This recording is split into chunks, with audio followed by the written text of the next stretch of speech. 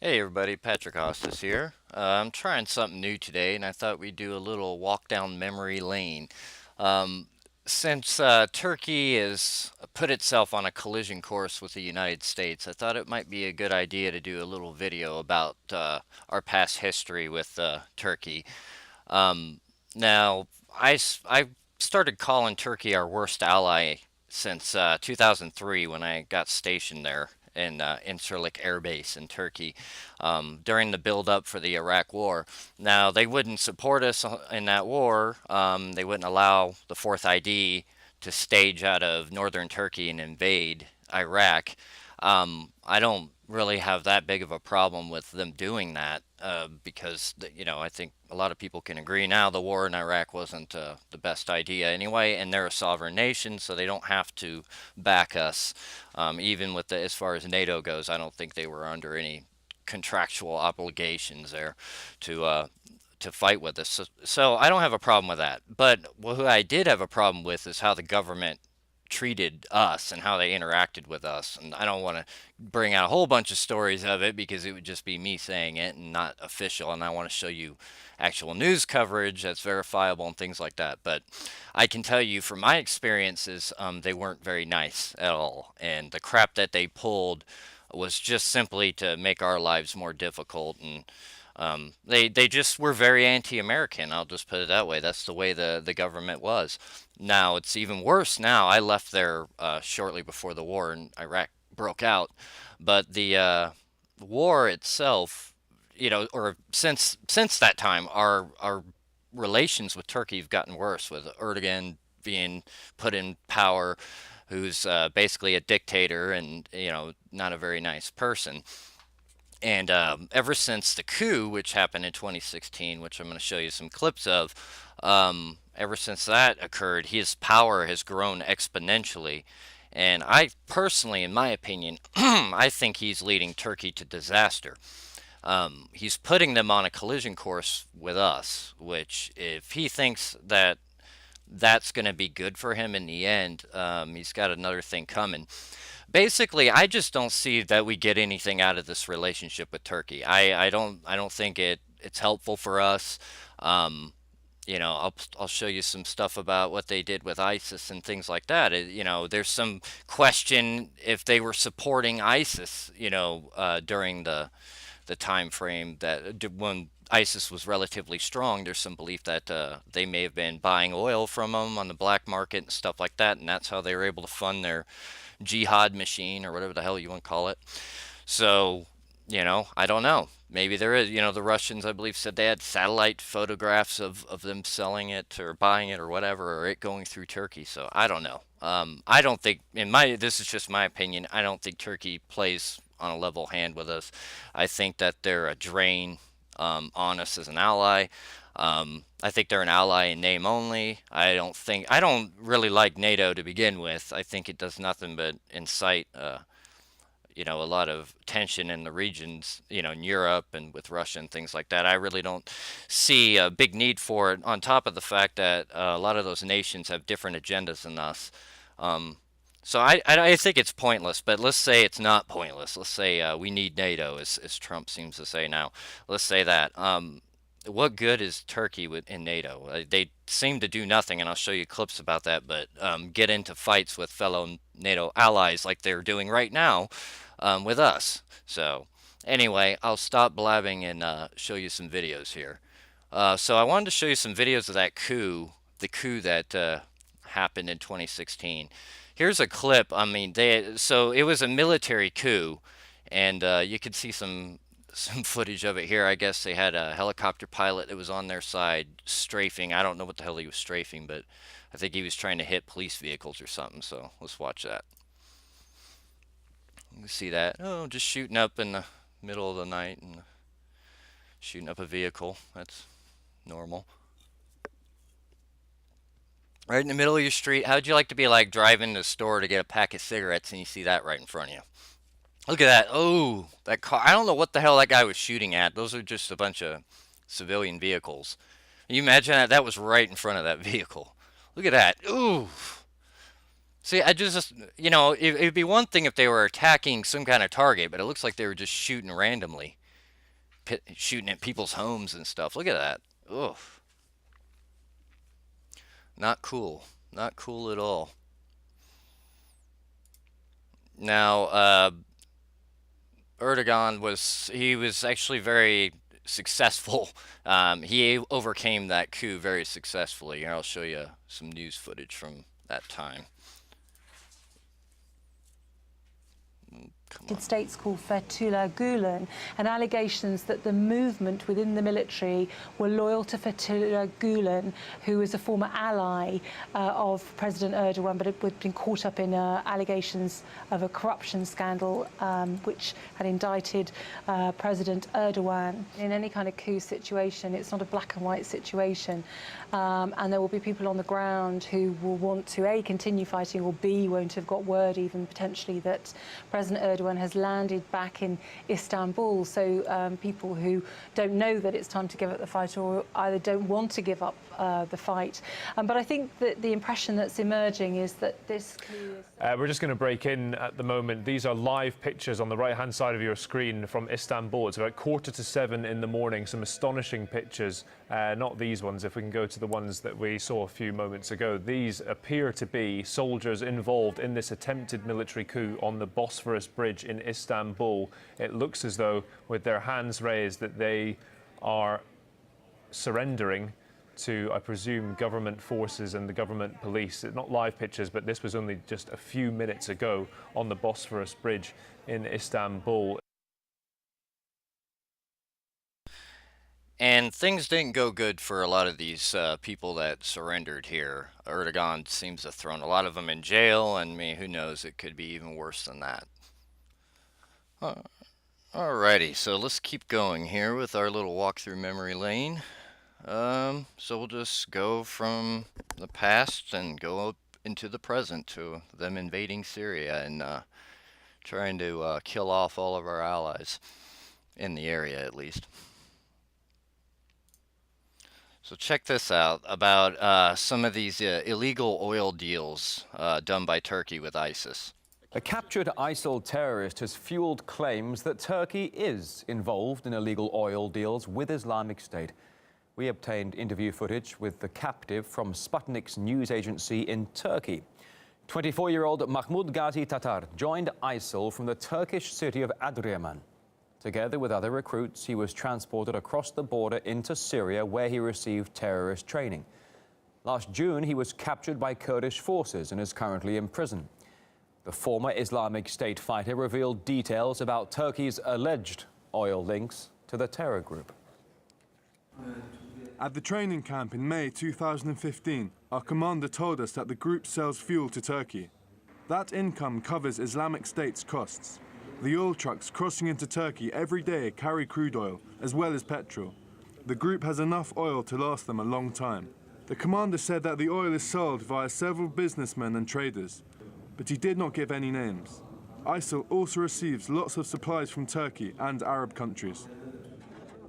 Of course, Turkey strongly denies it has any links to Islamic State. ISIL's black market oil trade has now come under scrutiny from the international community amid the ongoing turbulent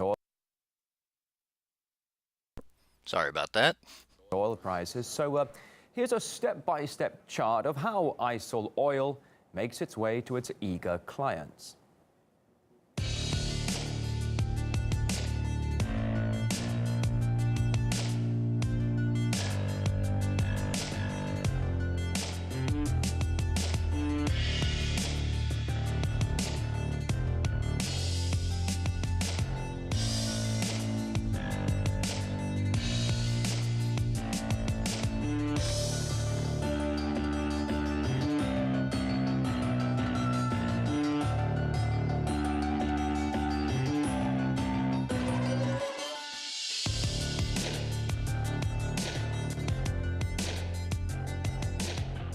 Turkey is playing not a very clean game, especially with the smuggling the Iraqi oil and Syrian oil through the borders and selling it in the black market in Turkey.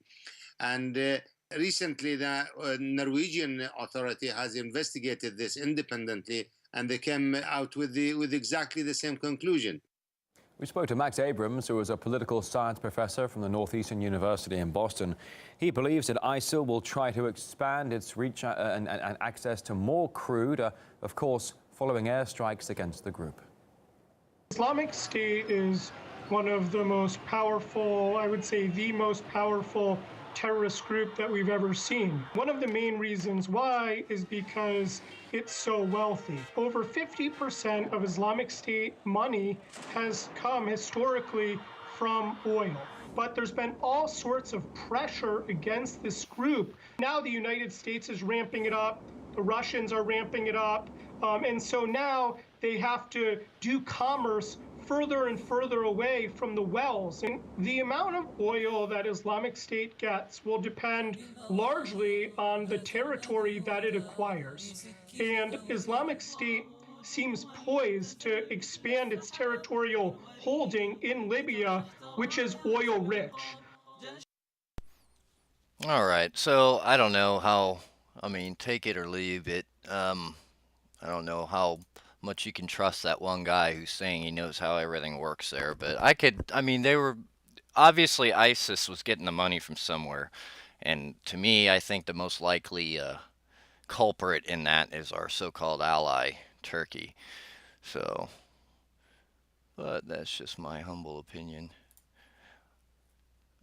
All right, let's check this out. This is from 7/17/2017. And that last video was from June 30th, 2017. This one's from July 17th, 2017.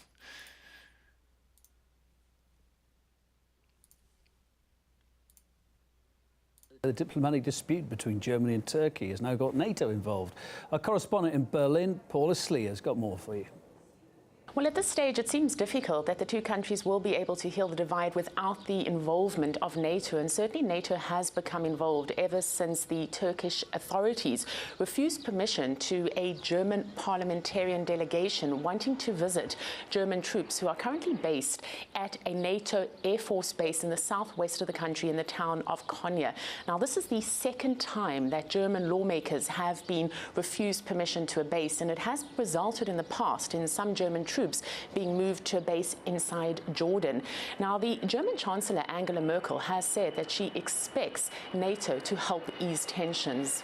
Undoubtedly, not only the German government will speak with Turkey, but NATO as well. Now, the German delegation was supposed to visit the base on Monday. It has a dual purpose. On the one hand, it is a civilian airport, but at the same time, it does serve as a military training hub for several NATO countries. Now, a NATO spokesperson has said that he hopes that Germany and Turkey will be able to heal this rift, but certainly tensions between the two countries have been on the decline, especially since April, when here in Germany, authorities refused Turkish politicians from holding rallies at the time. Now, this infuriated the Turkish President Erdogan, and it did lead to some quite heated exchanges between officials from both countries. Germany, you have no notion of democracy. Your practices are no different from the Nazi practices of the past. My comment that the Nazi comparisons on Turkey's part must end is valid, without ifs or buts. Unfortunately, we see that these comparisons haven't stopped, and we are not going to allow it. They would revive gas chambers and concentration camps if they weren't ashamed. This is their mentality. They are disturbed when we say that this is Nazi mentality. We cannot accept that our citizens are incited against each other with Nazi comparisons. This is the case for all countries in Europe. That's why we should say with clear words to Mr. Erdogan that he cannot continue like this. Jesus Christ. So he's basically, there you go. There's Erdogan. They're making friends with a fellow NATO ally, Germany, calling him Nazi. Jesus, this guy's unhinged, man. In my humble opinion. Now, look, I want to make a point. I hate this politically correct crap where I have to qualify every damn statement I make. But in this instance, I feel like it's warranted. I do want to point out that while I was in Turkey and in Iraq, I dealt with Turkish people a lot. Obviously, in Turkey, in their own country, I went around a lot. And in Iraq, I dealt with them a lot because they worked on the base in various capacities. And I just want to say this about the Turkish people. They are some of the warmest and nicest people I have ever met. I really enjoyed, and I actually learned a bit of Turkish when I was there, so I was able to converse with them a little bit when I was in Iraq. So I kind of translated some things now and again when we needed it. But they were very nice people, very warm people, very hospitable. So when I say these things about Turkey, how they're not a good ally and this, that, and the other things, I'm talking about their government and the politicians. I'm not talking about the people. And I really want to make a distinction there that the people that I met there and the Turkish culture and everything is very old and ancient, and it's a very interesting culture, very diverse, and it was great to actually see a lot of those things there in Gallipoli. I saw a lot of the history there, and the Turks are a lot of people forget they're kind of a warrior society. They fought for a long time. Look at what they did at Gallipoli. They were able to hold their own against the British for a time there during World War One. So it's a very rich history with Turkey, and just because their government is out of their minds, in my view, right now, that doesn't mean the Turkish people are bad or anything like that. And I just wanted to point that out. I know most of my viewers or most of my followers already know that they're able to. Most conservatives or libertarians, I think, are smart enough to figure out that when we say things against a country, we're not trying to demonize the people along with it. North Korea, not every North Korean is evil. However, their government is. I mean, I think we can all agree on that. So anyway, just wanted to get that out of there. It's my little disclaimer for this episode. All right, what's this one here? All right, let's check this one out. This is from August 23rd, 2017. If I can get the damn thing open. U.S. Secretary of Defense James Mattis has met with Turkey's President Erdogan in Ankara just today. Mattis pledged U.S. support to Turkey in the country's struggle with the Kurdistan Workers' Party, also known as the PKK. The Turkish government has raised protests over the U.S. arming of the Kurdish YPG in Syria as part of the fight against ISIS. Turkey has struck Kurdish positions in the past, and recently the Turkish press released information about U.S. military bases and troop dispositions in Syria. So for more on the struggle between Turkey and the Kurds, we're being joined now by Barak Aydin, Director of Outreach for the Kurdish Policy Research Center. Thanks for being with us today, Barak. So what will Mattis's visit with Kanikli give way to in the way of policy going forward in Syria? Well, we believe that Mattis visited Turkey, Canikli, in regards to kind of reshaping the already destroyed relationship with Turkey. Will this salvage anything? I believe that they're right now trying to use the PKK card, and they're trying to rebuild their damaged relationship based on both the PKK as well as the YPG. And the upcoming Kurdish referendum in the KRG, Kurdistan Regional Government. Can you differentiate for the viewers the difference between PKK and YPG? Well, they're totally two separate entities, as recognized by the State Department continuously, repeatedly. One of them is functioning in the YPG or the PYD is functioning in northern Syria, and the PKK is functioning in southeastern part of Turkey. But a lot of people say that the ties of them being Kurds is what connects the two groups, whereas one is fighting ISIS and one is deemed a terrorist organization. Is there any merit to that, them saying that they're connected sheerly for the fact that they're Kurds? Well, of course not. I mean, we have multiple parties in the United States of America.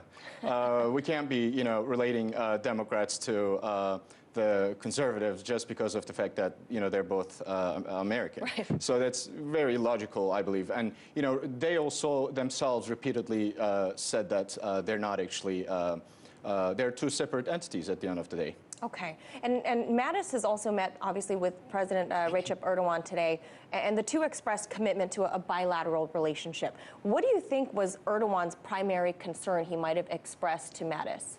His primary concern has been the YPG's existence in northern Syria. he himself actually certainly does not want any Kurdish formation in northern Syria. Considering the fact that the United States has been providing a lot of significant support to the Kurdish forces, the SDF as well as the YPG, against the ISIS. So that's been their main concern. You know, the Kurdish existence. It's actually not a matter of YPG or PYD. It's just a matter of Kurds being in control in the northern Syria. But where is the U.S. relationship going to stand in this?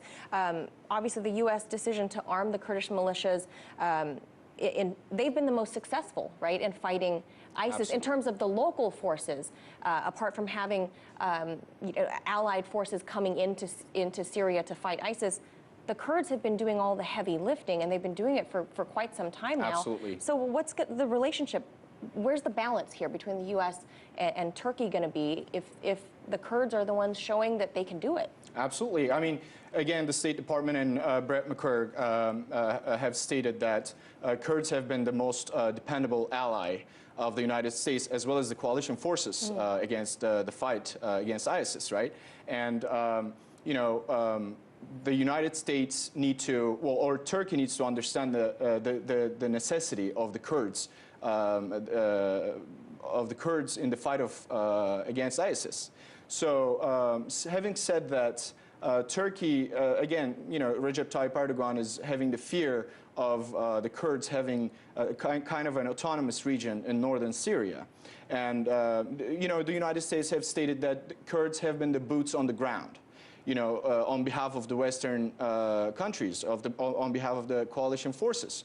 And they've been pretty effective against ISIS. So Recep Tayyip Erdogan really wants to shift the main focus from the fight against ISIS to the YPG as well as the PKK. But again, Brett McCurg recently visited Turkey and tried to convince Turkey otherwise. You know, the main focus right now is the ISIS, because we also need to understand that not a single bullet has been shot from the YPG into Turkish borders. So he's trying to change the conversation right now. So this is a very interesting talk to be heard, hearing what might be going on behind closed doors in Turkey. Thank you so much for sharing your expertise with us. All right, so there you go. That's what that gentleman's opinion is there. But I don't know. I'm sure Turkey would debate that no bullets have been fired their way from the YPG, which is one of the Turkish groups there, considered pretty much a terrorist group by Turkey. All right. So let's look at this one here. Oh, here we go. This one's from August 29th, 2017.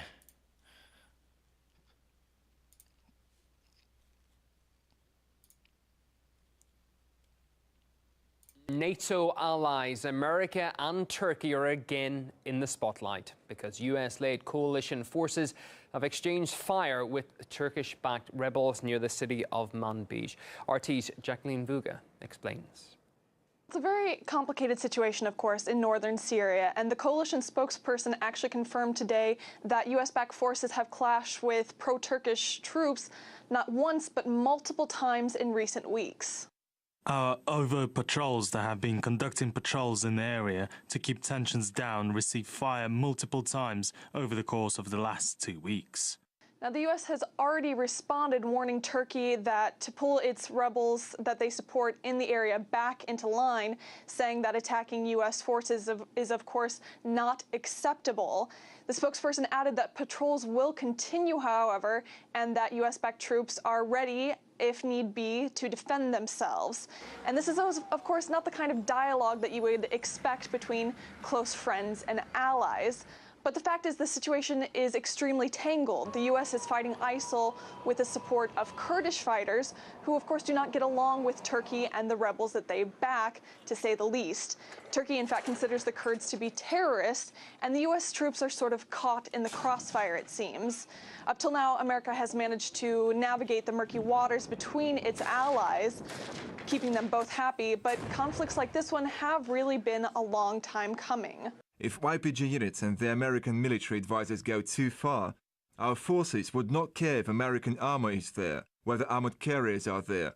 All of a sudden, by accident, a few rockets can hit them. Now, the U.S., of course, was never officially invited into the region, and it seems that they may have blindly rushed in without fully understanding the lay of the land. Okay, to discuss this issue further, we're now joined by Hussein Bagchi, professor at Ankara's. All right, I think that's good enough on that. I don't really want to listen to minutes of this guy. And, you know, okay, a word on sources. RT's obviously serving Russian interests, so they're never going to say anything nice about the U.S., especially when it's, you know, in regards to any kind of moves that we're making in their so-called sphere of influence, which they pretty well consider Turkey and Syria and all that area now to be their sphere of influence, especially since Barack Hussein Obama left the vacuum there for them to fill.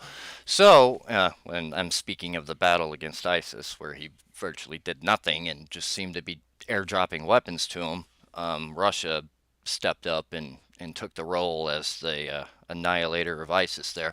Now, when Trump got in, you know, obviously he changed things around, but the Russians are there and we're stuck dealing with them. So there you are. So, but anyway, back to the sources on that. With the RT, you know, I don't know. There's not a lot of news, you know, a lot of the time, unless something big's going on, like the Syrian invasion or Turkey invading Syria, there's just not a lot of coverage on these things. But, you know, RT, Al Jazeera, which, I mean, RT's okay sometimes, even though they're becoming more and more like CNN, which is unfortunate. But Al Jazeera is actually pretty fair when it comes to reporting like conflicts and wars. They get a lot of footage, like with the Philippines with Marawi. They were actually like one of the only networks I could find that had video of the fighting, you know, that was actually on the ground there. So I don't know, say what you will, but sometimes those sources are the only sources available on the ground. So, and I realize RT is going to have their little slant to everything, but some of what they say is warranted. As far as us going into Syria and not exactly knowing what we're doing, I think that's pretty apparent. I'm sure the Trump administration's charting a course now, but Obama didn't know what he was doing. I mean, our whole foreign policy was basically rudderless for about 8 years. So, you know, it takes time to insert control over that kind of machinery, that huge bureaucracy. And hopefully Trump's been able to do that semi-successfully. All right, so let's see what's next here. Oh yeah, this is so this is from August 30th, 2017. It has to do with that goon squad that here in the U.S. Here, I'll just play it. You'll see.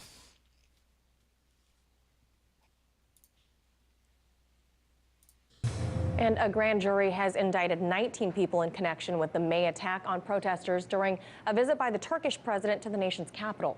15 of those individuals have been identified as Turkish security officials. The indictments include attacking peaceful demonstrators during a protest back on May 16th, just outside of the home of the Turkish ambassador here in Washington, D.C. For more on this and the latest on Turkey-U.S. relations, we're being joined now by Namo Abdullah. He's the Washington bureau chief for Rudal. Namo, thanks for being here. As mentioned, 15 people have been indicted as part of Erdogan's security team. They're now indicted on these crimes. But does diplomatic immunity apply here? And what will this do to the relationship between Washington and Ankara? Well, Manila, there are two important points here. The first one is a man named Mohsin Koze. He's President Erdogan's chief of security. Okay. He was accompanying him in Washington. Erdogan really trusts this man, as he does, you know, almost everybody he chooses, from a cabinet minister to the police chief, from even a university dean to a newspaper editor. Really, people he has to trust. And so now, in a couple of weeks' time, when he comes to the United States to attend the United Nations General Assembly, he will have to replace Mr. Koze. He'll have to find a new man to be in charge of his security. He will be put in prison upon entering the United States. So he is not protected by diplomatic immunity? No. Okay. So there's already this fragile relationship, though, between Turkey and the U.S., especially when it comes to fighting ISIS. Turkey is not very happy about Washington's. Sorry, I gotta pause that. Did you see that those thugs kicking those dudes in the face while they're down? Let's go back to that. These guys are out of control, man. I mean, they're in the U.S. Who the hell do you think you are? Punk little bastards, dude. Sorry, but man, that pisses me So off. now, in a couple of weeks' time, when he comes to the United States to attend the United Nations General Assembly, he will have to replace Mr. Koze. He'll have to find a new man to be in charge of his security. He will be put in prison upon entering the United States. Piece of shit, dude. So he's not protected by diplomatic immunity. Oh, fucking okay. piece of So shit. there's already this fragile relationship, though, between Turkey. That dude looked like a cross between Saddam Hussein and Ron Jeremy. Just saying. And the U.S., especially when it comes to fighting ISIS. Turkey is not very happy about Washington's decision to arm the Kurds in the region to fight ISIS.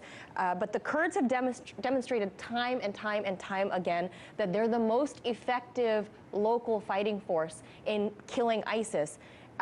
Many have suggested that Turkey is complicit in allowing ISIS to funnel anything from laundering money to oil across its borders. How is Ankara addressing ISIS amid this allegation? Well, to be honest, it's very hard to imagine that U.S. and Turkish foreign policies can diverge further at this point.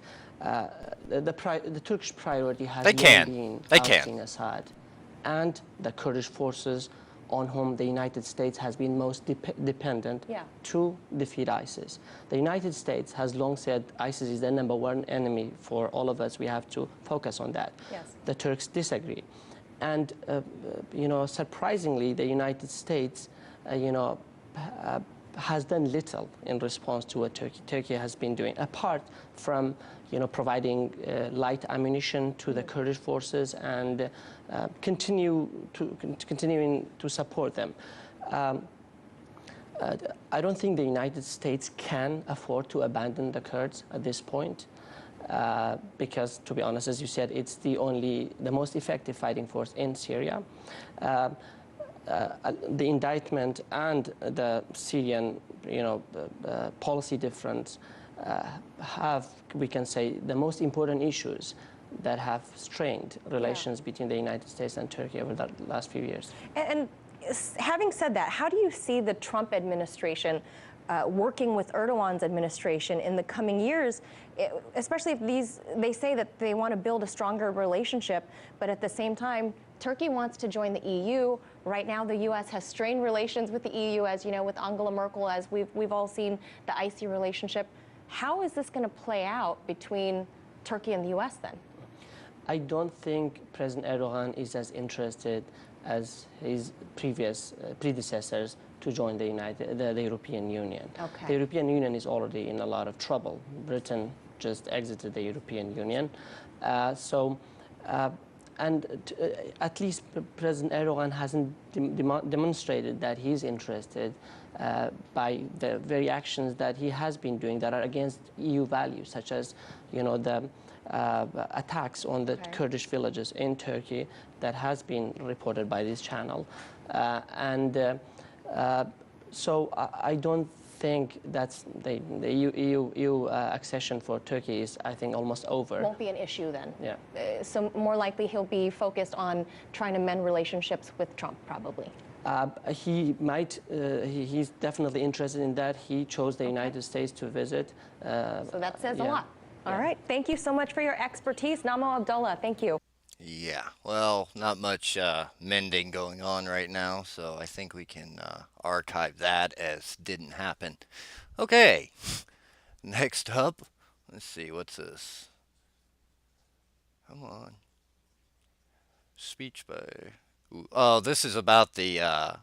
So they were talking about the U.S. grand jury in the previous one. This is from September 22nd, 2017. So let's check this one out. Well, Turkish President Tayyip Erdogan, who was here in New York during the United Nations. Sorry.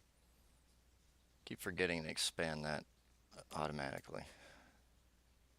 Well, Turkish President Tayyip Erdogan, who was here in New York during the United Nations General Assembly, was in the middle of his address to the Turkish-American National Steering Committee at the Marriott Marquis Hotel, that's in Times Square, when protesters attempted to shout him down, one of them even demanding him to leave the country. And that's when things went sideways. This whole thing was caught on tape.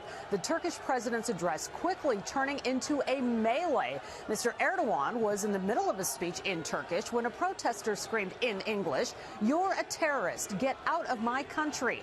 Well, that's when the ballroom instantly erupted. As President Erdogan's security detail started removing protesters, punches flew from both sides. Audience members began punching and slapping the protesters as security moved in and started removing people from the room. Security also reportedly kicked out one person who allegedly assaulted a protester, and protesters say their actions are in response to violence Turkey has inflicted on Kurdish Muslims inside Turkey. And one of yesterday's protesters wore a T-shirt with a photo of an American killed by Turkish forces while fighting against ISIS alongside the Kurds in Syria, Heather. All right, Laura Ingle live. All right, so that was that whole little outbreak there, and I don't really like it when people like a political leader's giving a speech and somebody interrupts them. You know, I don't think that's right. I don't think you should be shouting down anybody's free speech, but it's their right to protest as well, and they shouldn't be beaten up by this jackass's goon squad that, you know, they're not even from this damn country. Who the hell, you know, who the hell do you think they are, man? Yeah, they're a little annoying. All right, meaning the Turkish government. All right, let's check this one out here. Turkey opens law. Oh, yeah, this is interesting. So, Turkey's also kind of spreading their military muscle around overseas. So, let's check this one out.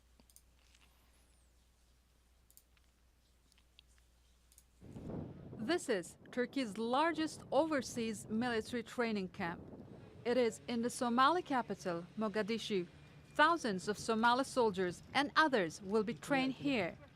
The camp is part of Turkey's efforts to help the government tackle armed groups like Al-Shabaab. Somalia has strategic importance in combating terrorism and the security of sea lanes in Africa.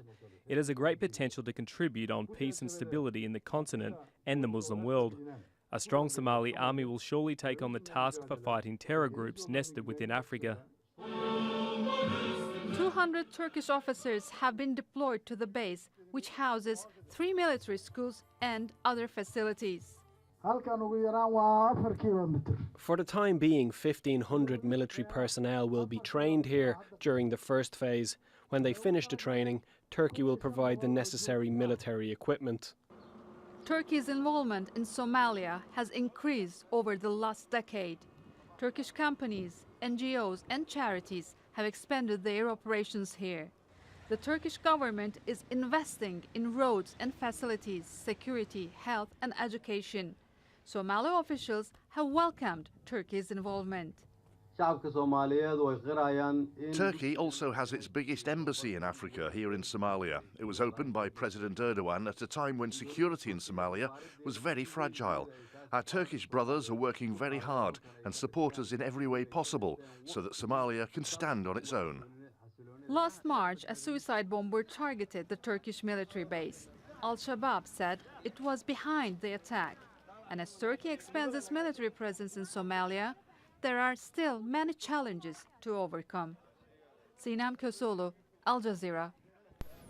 All right, so obviously they're kind of spreading out their military muscle. I mean, they're a NATO ally, so obviously their military is up to NATO standards. So they're no joke, and I've trained with them, I've worked with them. I can tell you that they're no joke, and that they have you know, modern weapons. I mean, like I said, to even be a NATO ally, you have to have a certain level of training, and you get all these benefits. And American-made weapons, and other NATO ally nations sell you weapons and stuff, or give you weapons. So I mean, they're a strong military.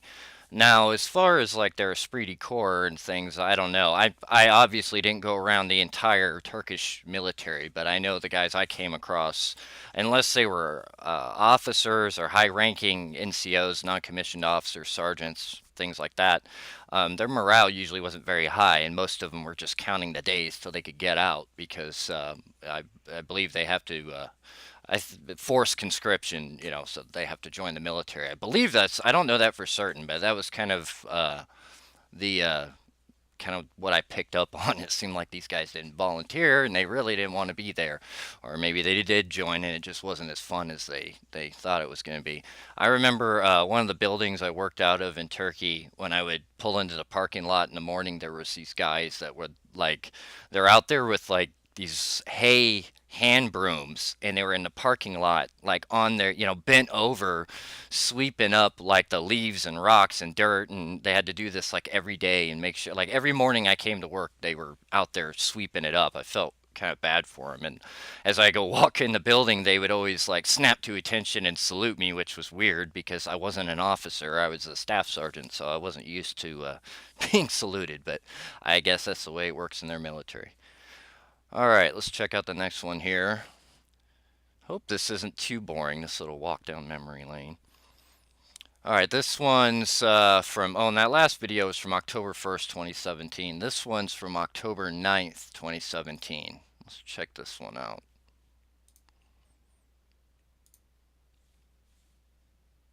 The U.S. suspends non-immigrant visa services at all diplomatic facilities in Turkey. One America's Thomas Chessie has more on the Turkish response to the dispute.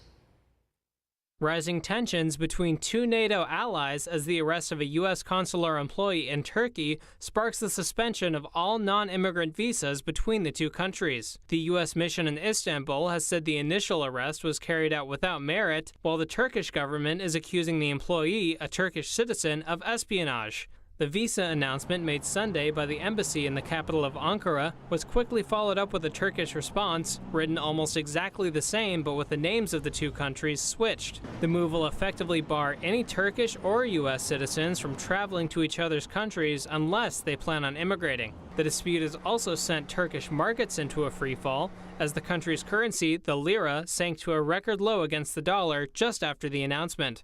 Relations between Turkey and the U.S. have been deteriorating for months after the arrest of several Americans accused of espionage, and an episode in Washington, D.C. that saw the Turkish president's bodyguards beating American protesters. Turkey's status as a NATO ally complicates the dispute, as it and the U.S. remain pledged to each other's mutual defense regardless of diplomatic circumstances. Thomas Chessie, One America News.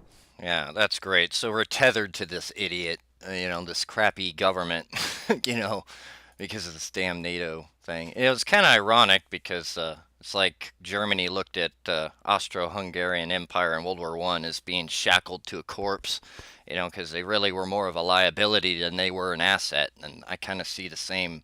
I see that statement being true with our so-called alliance with Turkey here. All right, the next one, this is from October 10th, 2017. Let's check this one out.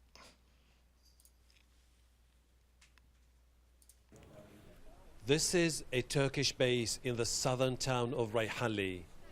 Sitting on top of a hill that overlooks Syria, the base is surrounded by tanks and artillery. It's quiet here for the time being, but behind these hills, convoys of the Free Syrian Army are crossing into Syria ahead of a major military campaign. Turkey says the cross-border campaign is part of a deal to secure Idlib. The city is mostly controlled by Hayat Tahrir al-Sham, HTS, a former Al-Qaeda affiliate. The group rejects a recent deal between Turkey, Iran and Russia to set up a de-escalation zone in the province.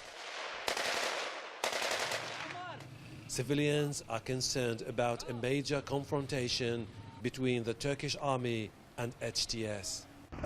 We reject any intervention. Now, if the campaign has any benefits for Muslims, that's fine. If the Turks enter Idlib peacefully and in coordination with Hayat Tahrir al-Sham, that's fine. But if enter the country along with FSA fighters, that's not good at all. We reject it. Idlib is the only province in Syria still under rebel control, but the opposition is losing ground. Government troops backed by Russia say they are determined to take back Idlib. Syrian and Russian warplanes have recently increased their airstrikes, Dozens of civilians were killed.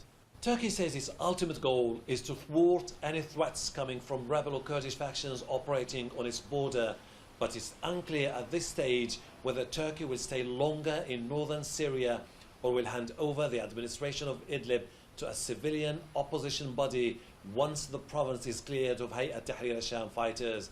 Hashim Ahbara, Al Jazeera. All right, so there was that one. So you can see the situation escalating as we get, closer to present day. This one's from, looks like the same day, talking about inside the diplomatic flare-up between the U.S. and Turkey. So let's check that out.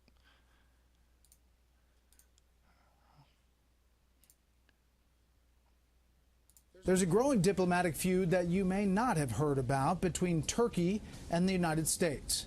Tensions rose Sunday after State Department officials suspended considering Turkey's visa applications, saying the U.S. wants to reassess Turkey's commitment to the safety of U.S. personnel. But as correspondent Rich Edson reports, there's a lot of history behind this latest diplomatic spat.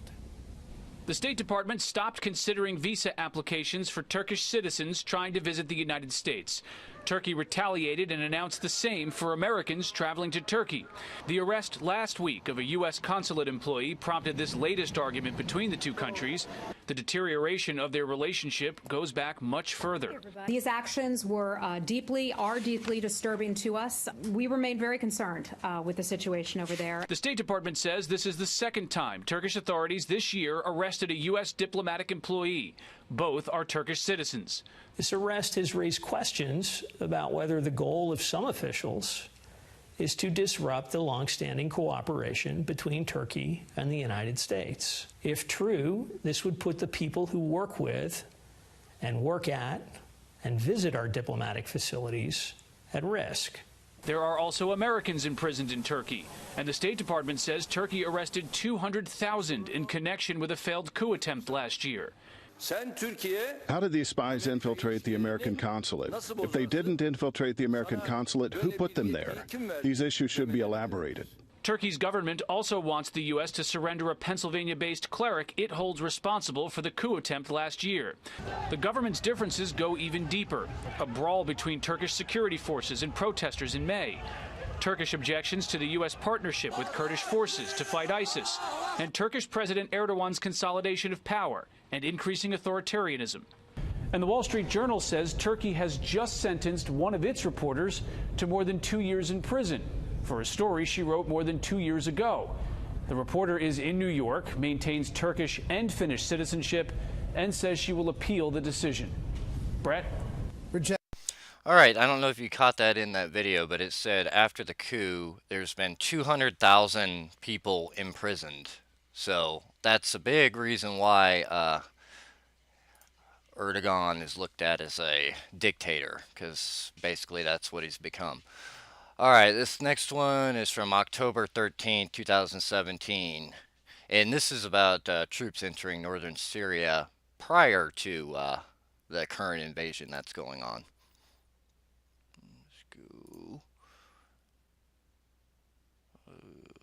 See, I didn't forget this time. Turkey's cross-border operation is underway. These are soldiers from a special unit tasked with setting up surveillance posts in Idlib province. Turkey aims to enforce a ceasefire agreement that was signed last month in Astana. President Recep Tayyip Erdogan said the move was crucial for Turkey's national security. Idlib is at our frontier. We have to take our precautions. No one has the right to tell us, why are you doing this? We are the country with the 911-kilometer border with Syria. We are the ones that are under harassment and threat. No one has the right to tell us, why did you do this? Turkish soldiers are seen here in Qal'at Sam'an, a village on Aleppo's border with Idlib, not far from areas controlled by the YPG, a Syrian Kurdish faction. Turkey has repeatedly insisted it won't allow YPG fighters to expand further towards the northwestern provinces of Idlib and Latakia. This is a delicate operation for Turkey. Idlib is mostly controlled by Hayat Tahrir al-Sham, or HTS, a former Al-Qaeda affiliate. HTS rejects the de-escalation agreement, vowing to fight to the death. It's not yet clear if the group will be Turkey's next target. Turkey's main concern was only these extremist peoples, but after changing the situation in Kirkuk and the referendum process, there are some consequences of the Kurdish movements in the, let's say, western border of the Syria to Turkey. On Thursday, Egypt and opposition fighters reached a ceasefire agreement in eastern Ghouta, a rebel stronghold in the Syrian capital, Damascus. The deals would allow the rebels to get humanitarian aid in their besieged areas, but would also allow government troops to shift their focus to the east, where they are on the move against ISIL. So, as you can see, they've been in Syria a lot longer than January 2018. They've been in there quite a while. Alright, what is this one? Damn it, jointly fight against. Alright, so this one was from November 24th, 2017. So let's check this one out.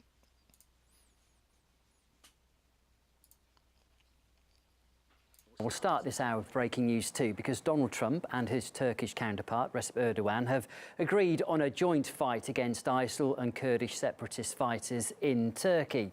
Earlier, in a telephone conversation with the Turkish president, Trump also promised to cease arming US-backed Kurdish forces in Syria.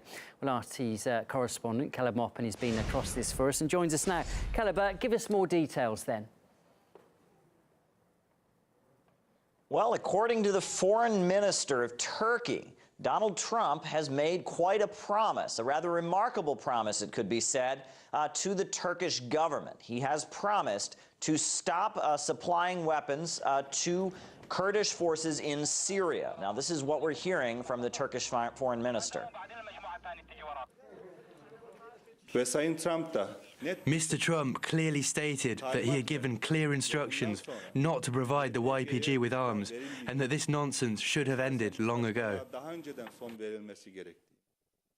Now, Kurdish forces in Syria have been key allies of the United States. Recently, when there was a struggle to retake the city of Raqqa, which had become the capital of ISIS activities and terrorist atrocities, while that was going on, it was mainly Kurdish ground forces that were in the operation, and they were provided with U.S. air support. After that, we even heard Donald Trump vocally praise the Kurds for their fighting on the ground against the ISIL terrorists. We should be using the Kurdish. We should be arming the Kurdish. They've proven to be the best fighters. They've really proven to be the most loyal to us, and we should be working with them much more so than we're working. Now, Turkey has been waging a war for quite a while against Kurdish forces within their own borders. There's a concern in Turkey that if some kind of territory or state were to be established for Kurdish forces in Syria, this would serve to serve and further instability in Turkey. And furthermore, there's a concern about there being an abundance of weapons in the hands of the Kurdish forces. There's a concern that some of those weapons could flow to Kurdish separatists in Turkey, and that could cause further problems as well. The Turkish Prime Minister, Erdogan, has been quite vocal about his opposition to the United States supporting Kurds in Syria. This is what he has said about that issue. The fight against the Daesh terrorist organization should not be led with another terror organization. We want to believe that our allies would choose to stand beside us and not on the side of terrorist organizations. Now, in the past, Washington has been quite enthusiastic about supporting Kurdish forces in Syria. However, it seems that that policy has now dramatically changed in Turkey's favor. Turkey has been asking the United States to stop supporting Kurdish forces, and according to this report from the foreign minister, the United States has agreed to do that. However, things have been rapidly changing in the region. There seems to be very many realignments in recent months, so we'll all be watching closely to see how this plays out. Sure. OK, thanks, Caleb. That was RT's Caleb Moppin there for it. You know, I don't know. Sometimes Trump just says these things about foreign policy, and then I don't know why the hell. I don't know. Sometimes I just wish he just wouldn't talk so much about foreign policy issues, because he says these things, and I mean, you have to be very delicate when you're dealing with these type of matters. Sometimes silence is best, but that's just my humble opinion. All right, so now into January. This is recent stuff that's been going on. Now, check this report out. This is pretty weird. This is from January 2nd, 2018.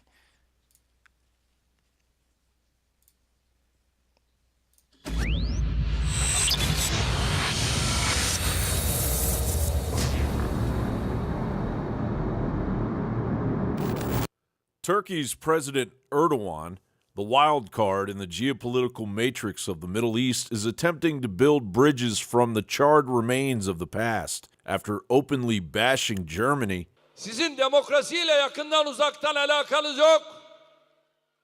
Sizin şu andaki uygulamalarınız geçmişteki Nazi uygulamalarından farklı değil, bunu böyle bilin. Erdogan now wants better relations. Non-immigrant visas had been suspended after Erdogan's staff beat up pro-Kurdish protesters outside of the Turkish embassy in Washington, D.C., and at an Erdogan speech.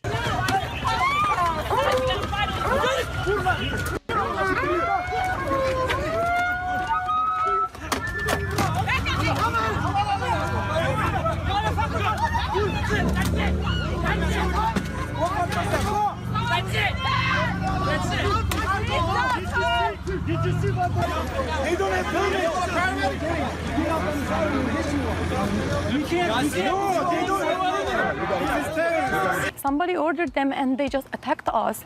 We had the elderly, we were the women are there, and we had the kids with us. And they didn't mind. I saw the little girl on the floor, on the ground. First and foremost, I will say that that's not something that we will tolerate here in Washington, D.C. This is a city where people should be allowed to come and peacefully protest. Now those visas have been reinstated, regardless of the fact that 11 U.S. citizens are in a Turkish prison after Erdogan arrested journalists, doctors, and teachers after what may have been a staged coup. The BBC reports Washington condemned the arrest of the consulate employee, a male Turkish citizen, as baseless and damaging to bilateral relations. The U.S. mission in Ankara said it had suspended all non-immigrant visa services in order to reassess Turkey's commitment to staff security. Turkey's embassy in Washington responded by suspending all visa services. Now those visas have all been reinstated. And as Erdogan sees the anti-diplomatic stupidity of his ways, in an attempt to gain points, he is now declaring Syrian President Bashar al-Assad a terrorist. Bashar bir defa Esed kesinlikle açık ve net söylüyorum. Devlet terörü estirmiş, aslında bir teröristtir. Böyle birisine biz kalkıp da... Of course, when confronted over a recent goodwill journey to meet with the Sudanese butcher Omar al-Bashir, who killed an estimated 400,000 Sudanese citizens through ethnic cleansing, Erdogan laughed off any wrongdoing by Bashir. Bu ziyaret With this visit, our relationship with Sudan will be stronger than before. We've agreed on strategic cooperation between the two countries. In our relations with Africa, Sudan has a special place. Turkey was the secular door between the Arab world and Europe. Gradually, Erdogan has been regarded as a candidate to become the next great caliph. Clearly, he is gathering allies for a coming storm. John Bound reporting for Infowars.com. A couple of observations there. I mean, I don't know. When I was dealing, like I said, I dealt with the Turkish military and government officials a bit when I was stationed over there. And one thing I noticed from all of them was they had this like scumbag sense of entitlement for like no reason. And I noticed that off of Erdogan or whatever. I probably say his name wrong. I don't give a shit. But anyway, Erdogan or whatever. You can really see, like, in the way he waltzes around like he owns the damn planet, like that scumbag sense of entitlement. I was just pointing that out. I saw that same attitude from their government officials when I worked there. They just act like they rule the universe, and it's quite literally a bluff. They really don't. I'm sure that doesn't come as a surprise to most of you. Check this video out. This came out like a little bit right before the invasion of Turkey's latest invasion into Syria. Operation Olive Branch, by the way, is what they call it. And see, America's not the only ones that, pick stupid names for operations, I guess. Turkey's joined that club too. Olive Branch, that's the name of a operation to bomb and kill Kurds. Okay, cool. Makes sense. All right, but anyway, check this out. Apparently it's a Turkish naval ship intercepting a Greek Navy patrol boat near, I think it's Emia? I'm sure I'm saying it wrong. But anyway, check it out. It's gets pretty intense. And this kind of just goes along with Turkey being just a general pain in the ass to the civilized world.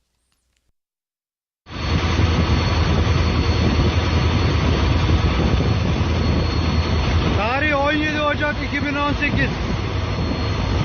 Yunan hücum botu Kardak bölgesinde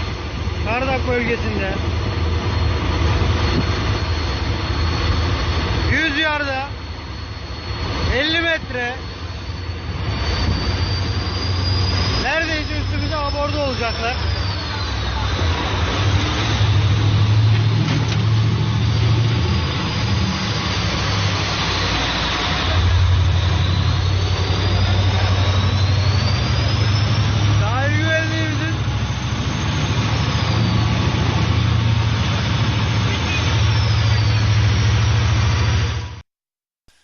Well, that was pretty damn close. And like it even says in the video, unconfirmed video. Feel free to post any further information you have. So I don't know what that was exactly, but it was pretty interesting. What's this one? Come on. Oh yeah, this happened. This was a Kurdish Turk brawl that happened in Hanover Airport. Over the tension going on with Turkey invading Syria and attacking the Kurds. But anyway, check it out. This just goes to show that tensions are breaking out all over the place because of this little Operation Olive Branch, as the Turks call it.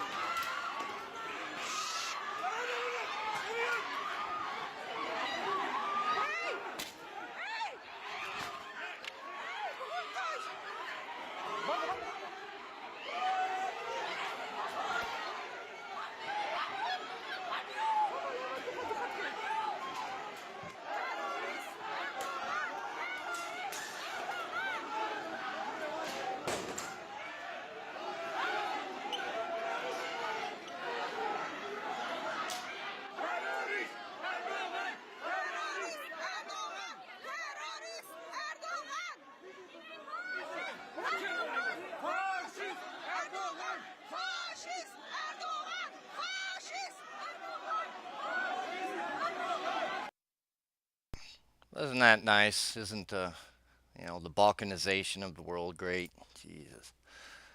All right, in the final video here, this just has to do with the invasion, Operation Olive Branch.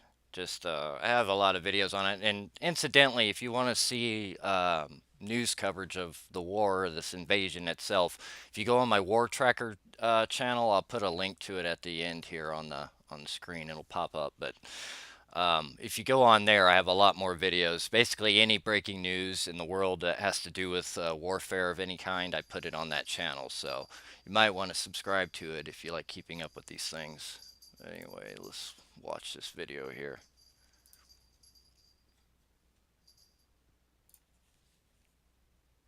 But according to a militia spokesperson, Turkey has also shelled parts of northeastern Syria, which is mostly under YPG control. The YPG has been a key U.S. ally in the fight against the Islamic State group, and this Tuesday, America's defense secretary added to U.S. calls for restraint. France is issuing the same message, its defense minister warning of other such conflicts as the focus shifts from the Islamic State group. With the latest on Turkey's operation, here's Jasper Mortimer in Ankara. The Turkish armed forces said earlier today that it had advanced 11 kilometers into Afrin. By now, it's probably gone further than that, overrunning 15 villages. Just now, we have heard that the Turkish army claims to have knocked out 18 YPG positions. But the Turkish army is also suffering its first casualties. A sergeant was killed yesterday, a lieutenant was killed today. The Syrian Observatory for Human Rights, which is the most authoritative monitoring group of the Syrian civil war, says so far more than 50 combatants have been killed. About half of them are Kurds with the YPG, and about half of them with the Free Syrian Army, the Arab allies of the Turkish army in this operation. The observatory also says 24 civilians have been killed, 22 by Turkey, 2 killed by Kurdish forces.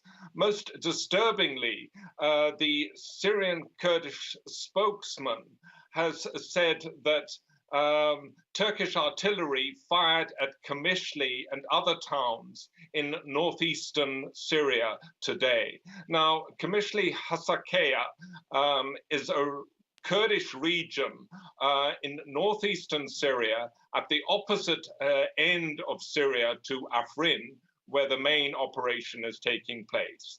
And Kamishli Hasakea has overwhelmingly a Kurdish population. In Afrin, there is a substantial Arab population, although Kurds are in the majority in Afrin. But Kamishli Hasakea is overwhelmingly Kurdish. Now, up until now, in the Syrian civil war, Kamishli Hasakea has been an island of stability in the storm of the civil war. It's been the one place where NGOs and Westerners have been allowed to go without fear of being kidnapped. And I fear that if this report of Turkish artillery shelling is true, then the YPG will return fire, and then the Turkish government will tell the world, we're going into Kamishli Hasakea because that is inhabited by terrorists as well. And so what has been an island of stability will become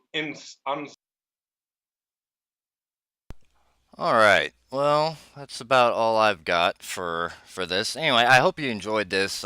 Sorry if I stumbled a little bit on it. I just kind of started the video and went with it. Didn't really have too much of an outline, but it kind of turned into a little walk down memory lane here. I think it's important to keep in mind our recent history with Turkey's pretty much sucked for, you know, over a decade now. So we really need to, oh crap, look at that, bunch of notifications. Anyway, we really need to reassess our relationship with them, because I don't know, it's pointless to have an ally in name only, where they're actually not a benefit, they're actually a hindrance to us. So I think President Trump's going to have to make some serious hard decisions here coming up.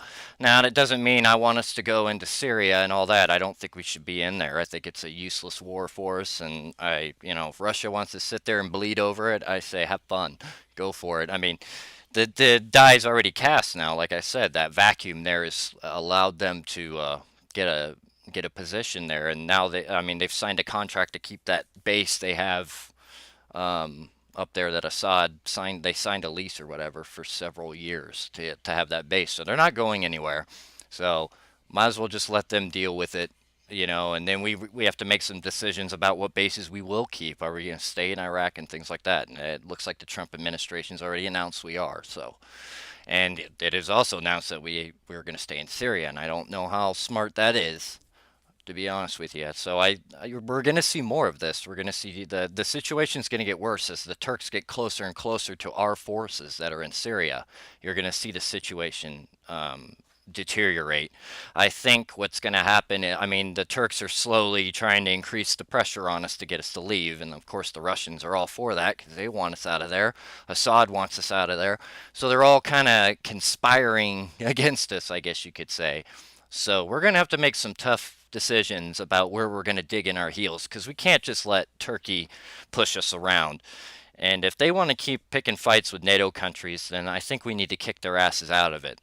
As much as I like the Turkish people, I really despise the government of the nation of Turkey, and we really need to get on the right page with them and deal with them accordingly, based on their recent behavior.